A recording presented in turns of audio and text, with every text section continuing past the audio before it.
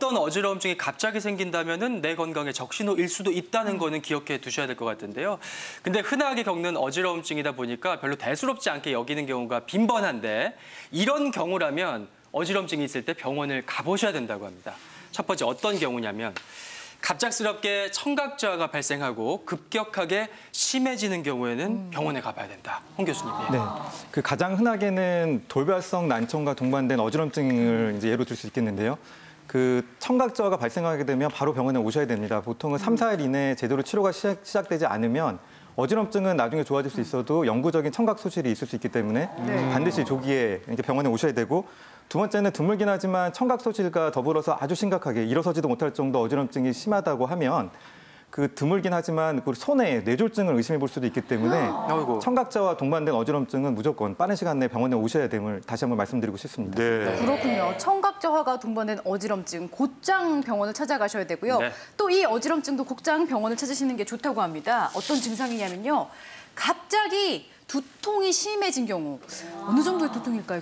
네, 두통의 정도가 이제 보통 그냥 머리가 지끈지끈하다 이런 정도가 아니라 망치로 때리는 것 같은 정도의 두통, 그런 거랑 어지럼증이 같이 동반된다 이런 경우가 생긴다면 이거는 뇌동맥류의 가능성이 있기 때문에 병원을 빠르게 방문하시는 게 좋고요.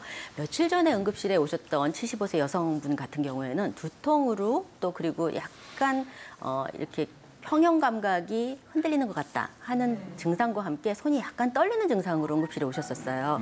그랬는데 이제 그때는 그 이외에는 다른 증상이 없으셨기 때문에 이제 응급실에서 기다리시다가 집으로 내원을 하셨는데 이틀 후에 다시 오셨는데 주변 사람들을 잘 알아보지도 못하고 열이 뜨기 시작하면서 뇌 수막염으로 진단받으신 경우도 있거든요. 그래서 이제 두통이나 이런 다른 증상과 같이 어지럼증이 생기신다면 조금 주의를 기울여서 관찰하셔야 될 것 같아요. 네. 근데 교수님 듣고 보니까 이 두통도 머리 쪽에서 나는 거고 어지럼증도 머리 쪽이다 보니까 이게 같은 건가 아니면 다른 건가 헷갈리기도 하는데 이게 확실히 다른 거죠?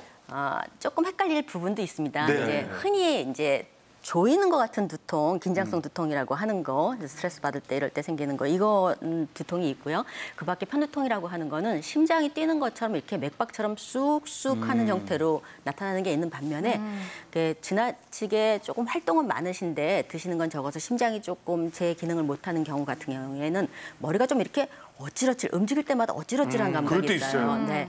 그런 감각이 있을 때에는 일반적인 어지럼증과 사실은 구분하기가 조금 어려운 경우가 있거든요. 그래서 그런 경우에는 정확하시지 않으시기 때문에 병원 좀 방문하시는 게 좋겠고요.